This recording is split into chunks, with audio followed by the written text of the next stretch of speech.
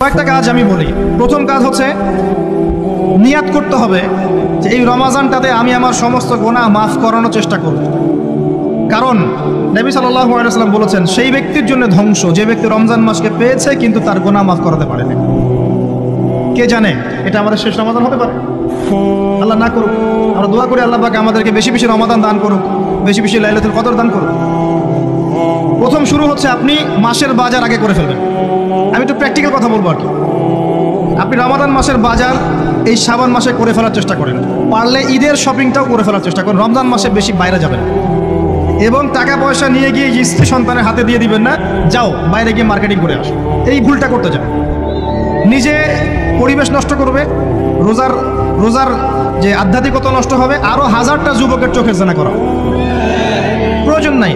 আপনি পরিবারের কর্তা, লিস্ট করে ফেলেন, আপনাকে আল্লাহ পাক যতটুকু সামর্থ্য দিয়েছেন মূল জিনিসগুলো কিনে রেখে দেন, আর বাকি টুকটাক বাজার আপনি করবেন। আর যখন বাজারে যাবেন একটা দোয়া পড়বেন, আপনি 10 লক্ষ নেকি পাবেন ইনশাআল্লাহ। কত লক্ষ? 10 লক্ষ। দোয়াটা শিখাচ্ছি। দোয়াটা হচ্ছে লা ইলাহা ইল্লাল্লাহ ওয়াহদাহু লা শারীকা লাহ লাহুল মুলক ওয়া লাহুল হামদ ইউহয়ী ওয়া ইউমীত ওয়া হুয়া হাইয়ুন লা ইয়ামুত বিয়াদিহিল খায়রু কুল্লুহু ওয়া হুয়া আলা কুল্লি শাইইন কাদির। একবার পড়লে 10 লক্ষ নেকি পাবেন বাজারে গিয়ে। কেন পাবেন? কারণ বাজার সবচেয়ে নিকৃষ্ট জায়গা, যেখানে গেলে মানুষ আল্লাহকে স্মরণ করে না। সেখানে গিয়ে আপনি আল্লাহকে স্মরণ করেছেন, এই জন্য আল্লাহ পাক ডেকে দিবেন ইনশাআল্লাহ। আসেন, এটা করার পর ঈদের যে শপিংটার কথা বলছি, এটা এই কারণে বলছি, লাস্টের দশকে আমরা ঈদের শপিংয়ে বেশি ব্যস্ত থাকি, এতে করে লাইলাতুল কদরটা আমরা হারিয়ে ফেলি। লাস্টের দশক আমরা হয় ইতিকাফ করবো, না হলে বাসায় নামাজ পড়বো, পরিবারবর্গকে নিয়ে রাত জাগবো।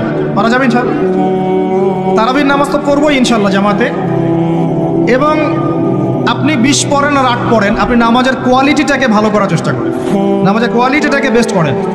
ধীরে ধীরে তেলাওয়াত করেন, ধীরে ধীরে রুকু সেজদা করেন, নামাজটাকে এনজয় করেন, সময় নিয়ে, টাইম নিয়ে, 2 ঘন্টা সময় লাগুক, 3 ঘন্টা সময় লাগুক, এনজয় করে নামাজ পড়েন। আল্লাহ পাক তৌফিক দান করুন।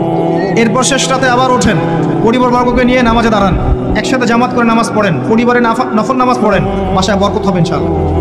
রাত জাগেন, বেশি বেশি দোয়া করেন, একটু তেলাওয়াত করেন, একটু জিকির করেন, তাসবিহ তাহলিল করেন, রাতটা কাটিয়ে দেন। শেষের দশকে মার্কেটে ঈদের শপিং করতে যান না। ঈদের খুশি আছে, ঈদের আনন্দ আছে, ঈদে ভালো পোশাক পরবো, সব ঠিক আছে। এই খুশি কাদের জন্যে? ক্বাদ আফলাহা মান তাযাক্কা ওয়া যাকারা ইসমা রাব্বিহি ফাসাল্লা। কার জন্য ঈদের খুশি? যে ব্যক্তি রমজান মাসে আত্মশুদ্ধি অর্জন করতে পেরেছে, রোজা রেখেছে, যাকাত দিয়েছে, নামাজ পড়েছে, লাইলাতুল কদরের রাত জেগেছে, তারাবি পড়েছে, ইত্যাদি ইত্যাদি। এই ব্যক্তি আত্মশুদ্ধি অর্জন করেছে, এই ব্যক্তির জন্য ঈদের খুশি। যে রমজান মাসে সিনেমা দেখেছে, সিনেমা শুটিং করেছে, পর্নোগ্রাফি দেখেছে, সুদ খেয়েছে, শিরক করেছে, বেদাত করেছে, হারাম খেয়েছে, এর জন্য ঈদের খুশি। মানুষকে ঠকিয়েছে, ব্যবসায় মাল কম দিয়েছে, পণ্য মজুত করেছে, ইচ্ছা করে দ্রব্যের দাম বাড়িয়েছে, সরকারকে বিব্রত করেছে, জনগণকে দুর্ভিক্ষের দিকে ঠেলে দিয়েছে, এদের জন্য ঈদের খুশি? কখনো না। ঈদের খুশি তাদের জন্য যারা আত্মশুদ্ধি অর্জন করতে পেরেছে। আল্লাহ পাক বোঝার তৌফিক দান করুন, আমিন।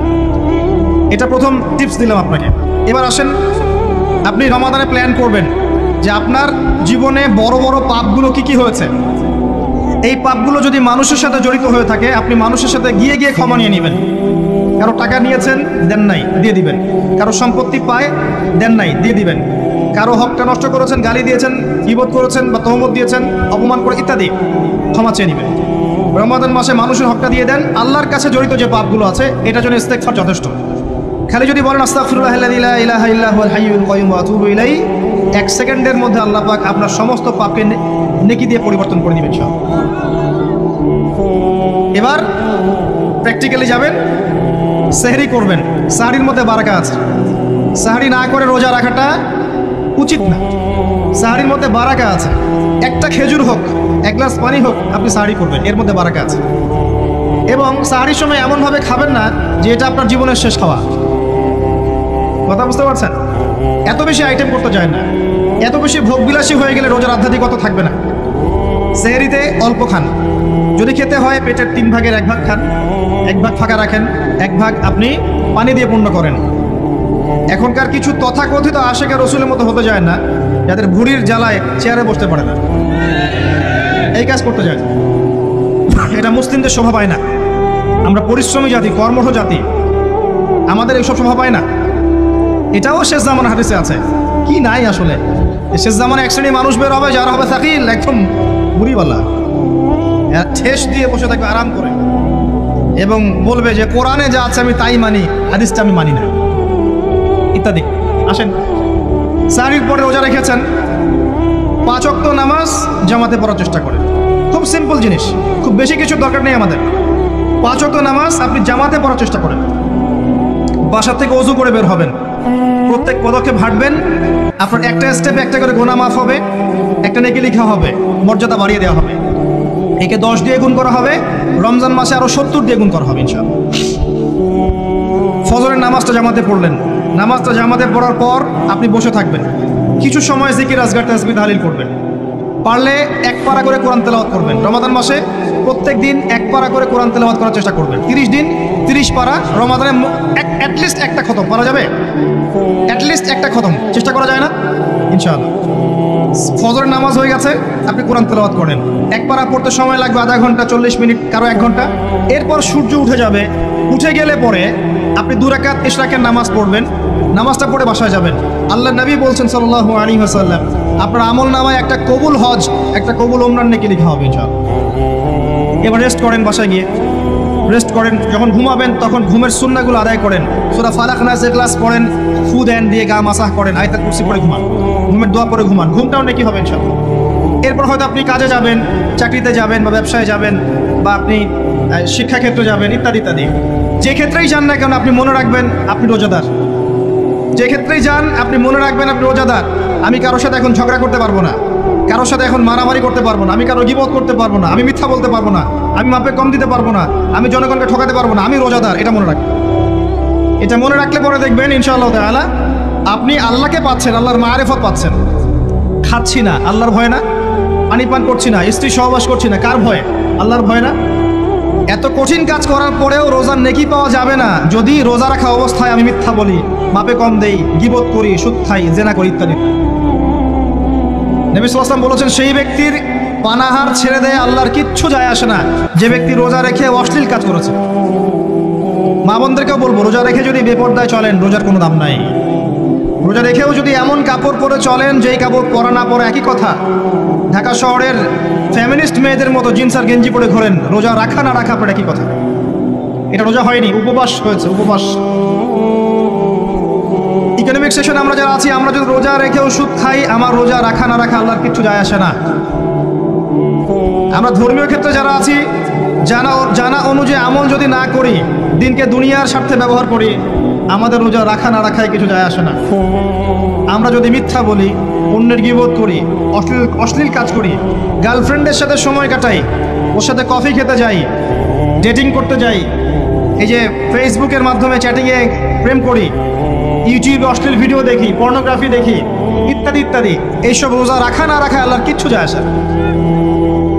আমি হাত জোর করে বিনতি করছি ভাই, খাওয়া পান করা, স্ত্রী সহবাস ছেড়ে দেওয়ার নাম রোজা নয়, এটার নাম রোজা নয়, এটা একটা অংশ রোজার মাত্র। রোজা রেখে আল্লাহর যাবতীয় হারাম ত্যাগ করলে পরে রোজা হবে ইনশাআল্লাহ। এই কাজগুলো করার চেষ্টা করি, আল্লাহ পাক তৌফিক দান করুন। রোজা রাখা অবস্থায় আপনি বেশি বেশি জিকির করবেন। কি করবেন? সুবহানাল্লাহ পড়বেন, আলহামদুলিল্লাহ পড়বেন, আল্লাহু আকবার পড়বেন, লা ইলাহা ইল্লাল্লাহ পড়বেন, লা হাওলা ওয়ালা কুওয়াতা ইল্লা বিল্লাহ পড়বেন, হাসবি আল্লাহ ওয়া নি'মাল ওয়াকিল, সুবহানাল্লাহি ওয়া বিহামদিহি, সুবহানাল্লাহিল আযীম, সুবহানাল্লাহিল আযীম ওয়া বিহামদিহি, পড়বেন আস্তাগফিরুল্লাহ ওয়া আতুবু ইলাইহি, আস্তাগফিরুল্লাহ ওয়া আতুবু ইলাইহি, পড়বেন লা ইলাহা ইল্লাল্লাহ ওয়াহদাহু লা শারীকা লাহু, লাহুল মুলকু ওয়া লাহুল হামদু ওয়া হুয়া আলা কুল্লি শাইইন কাদির। পারা যাবে না ইনশাআল্লাহ? বেশি বেশি পড়বেন। আরেকটা কাজ করবেন, প্রতিটা কাজ নবী সাল্লাল্লাহু আলাইহি ওয়াসাল্লামের সুন্নাহ মাফিক করার চেষ্টা করবেন। সুন্নাহ মাফিক, খাচ্ছেন তা সুন্নাহ মাফিক, টয়লেট করছেন তা সুন্নাহ মাফিক, ঘুমাচ্ছেন তা সুন্নাহ মাফিক। সুন্নাহর বইগুলো আছে না বাজারে, কিনে নেবেন, কিনে নিয়ে দেখবেন প্রতিটা কাজ কিভাবে করলে সুন্নাহ হবে। এই কাজগুলো করতে গিয়ে আপনাকে গভর্নমেন্ট বাধা দিবে, বিশ্বের পরাশক্তিরা বাধা দিবে, আপনাকে কি কেউ পিটাবে এগুলো করলে, জেল খাটাবে?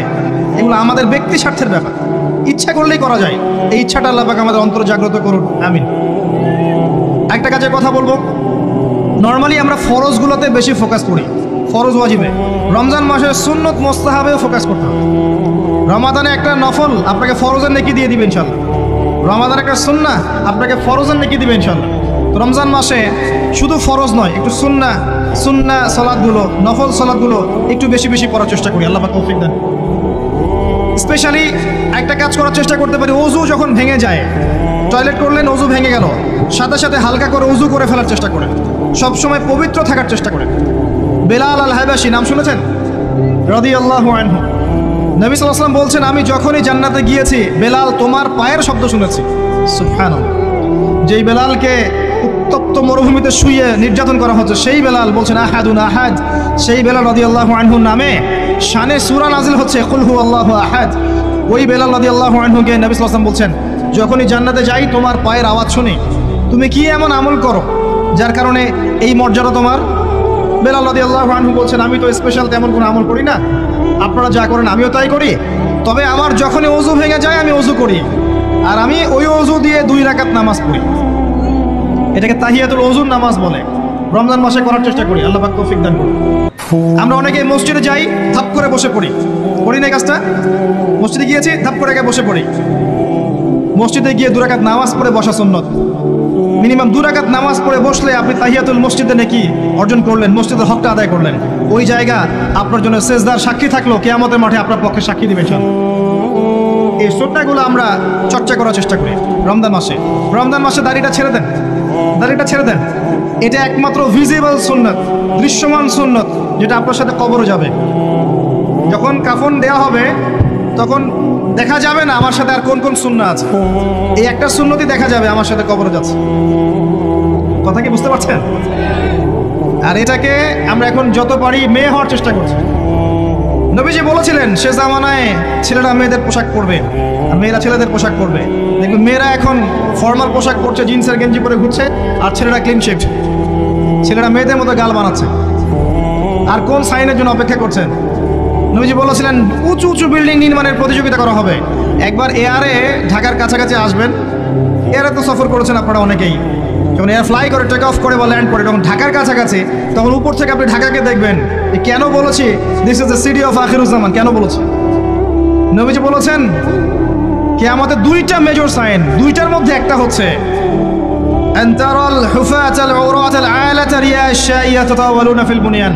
যখন সমাজের দরিদ্র শ্রেণীর মানুষেরা, যাদের পায়ে স্যান্ডেল ছিল না, গায়ে কাপড় ছিল না, এরা উঁচু উঁচু বিল্ডিং নির্মাণের প্রতিযোগিতা করতে থাকবে, তখন কিয়ামতের অপেক্ষা করতে থাকবে।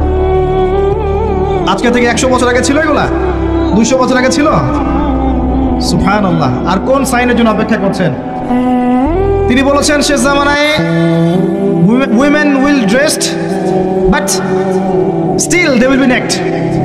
মহিলারা কাপড় পরবে, তারপরেও তারা নগ্ন থাকবে। আপনি ঢাকার শপিং মলে যান, আপনি দেখেন। আর কোন সাইনের জন্য অপেক্ষা করছেন? শুধু ঢাকা কেন, গ্রামগঞ্জে ছড়িয়ে পড়েছে এগুলো, এখন গ্রামেও ছড়িয়ে পড়েছে। গ্রামে আরও বেশি দেখা গেছে মাশাআল্লাহ। গ্রামে গিয়ে আমরা হতভাগ, সুবহানাল্লাহ। গ্রামের মেয়েগুলা, গ্রামের মেয়ে ঢাকা শহরের মেয়েকে পার করে ফেলেছে। বাদ দেন, ওদিকে না যাই, ডিফারেন্ট টপিক।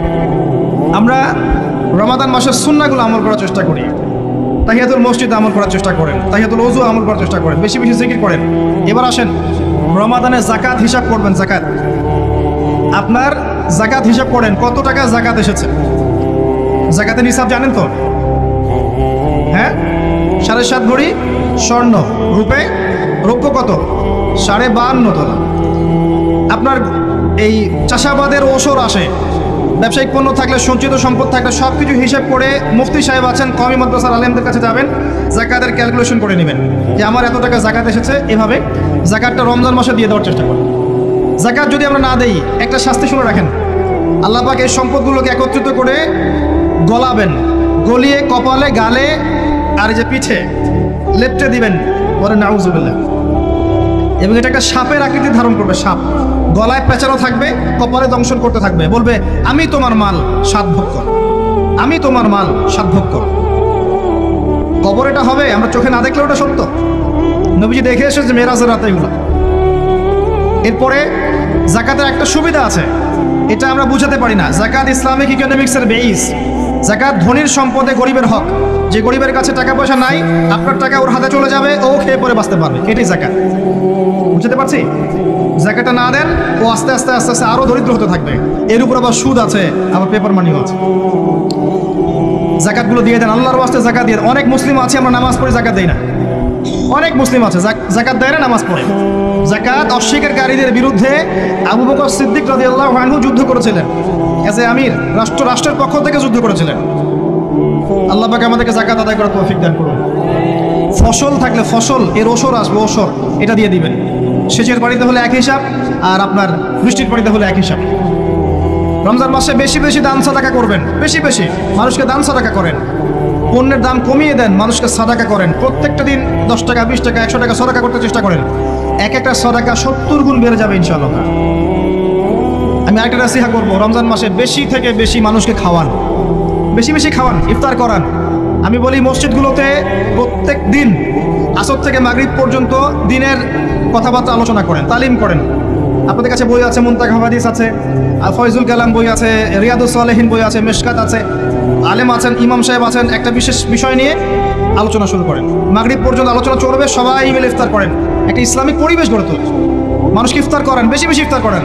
আপনার সামর্থ্য থাকলে, সামাজিক যদি পদমর্যাদা থাকে, সমাজের মানুষকে আপনি ইফতার করান, ইফতার পার্টি করে, ইফতার অ্যারেঞ্জমেন্ট করেন। পার্টি বলা ঠিক না, আসলে ইফতার মাহফিল বলতে পারি আমরা। ইফতার মাহফিল করেন বেশি বেশি, মানুষকে ইফতার। একজন ব্যক্তিকে ইফতার করালে ওই ব্যক্তির রোজার নেকি আপনি পেয়ে যাবেন ইনশাআল্লাহ। প্রজেক্ট করেন, ইফতারের প্রজেক্ট করেন, মানুষের টাকাগুলো নেন, সংগ্রহ করে গরিবদের মাঝে ইফতার বিলিয়ে দেন। দুটা পদ্ধতি হতে পারে, আমি নিজেও করবো ইনশাআল্লাহ তাআলা। দুটো পদ্ধতি হতে পারে, ডেইলি বেসিসে ইফতার দিতে পারেন, অথবা মাসের বাজার করে দেন। এক মাসে কি কি লাগে, কতটুকু চাল বুট ডাল লাগে লিস্ট করেন, করে একটা ফ্যামিলিতে একটা প্যাকেট পাঠিয়ে দেন। দেখবেন পুরো ফ্যামিলি ইনশাআল্লাহ তাআলা রমজান মাসটা খেয়ে পরে বাঁচতে পারবে। এগুলো আমরা না করলে কারা করবো? অমুসলিমরা করবে। অমুসলিমরা করে করেই তো সবাইকে খ্রিস্টান বানাচ্ছে। কোথায় আছেন আপনি? সমাজ সেবা করে করে তো মানুষের ঈমান আমল হরণ করে ফেলছে, আর আমরা সমাজ সেবা করতে চাচ্ছি না। জি, আমরা গরিব মানুষের পাশে দাঁড়াচ্ছি না, ওরা গিয়ে দাঁড়াচ্ছে। দেখবেন মানুষ বলছে হ্যাঁ এই ধর্মটা ভালোই, আমি খ্রিস্টান হয়ে যাই। কত মানুষ যে খ্রিস্টান হয়ে যাচ্ছে আপনি জানেন? পরে বুঝবেন, যখন আমরা এই যে হাত বাঁধা, পায়ে পা রফলে ইত্যাদি নিয়ে মারামারি করছি, কে কোন মাযহাব, কে কোন তরিকা, কার কোন ত্রুটি আছে, এগুলো নিয়ে আমরা সোশ্যাল মিডিয়ায় ঘাটাঘাটি করছি। এই সময়গুলোর মধ্যে এগুলো অনেক এগিয়ে গেছে। এরা আরও এসব এই খোরমা জিলাপি নিয়ে মারামারি করতে থাক, দেখবেন আস্তে আস্তে আস্তে আস্তে কোন দিকে চলে যায় পরিস্থিতি। গলার মধ্যে দড়ি দিয়ে ফাঁস লাগানো হয়ে গেছে, খালি টানা বাকি আছে। আরে এখন ঝগড়া করে বেড়াচ্ছে কোন আলেমের কোন সমস্যা। লাহুম কুলুবুন লা ইয়াফকাহুনা বিহা, আল্লাহ পাক বলেছেন সূরা আরাফ 179। রমজান মাসে বেশি বেশি ইফতার করান, বেশি বেশি দান সাদাকা করেন।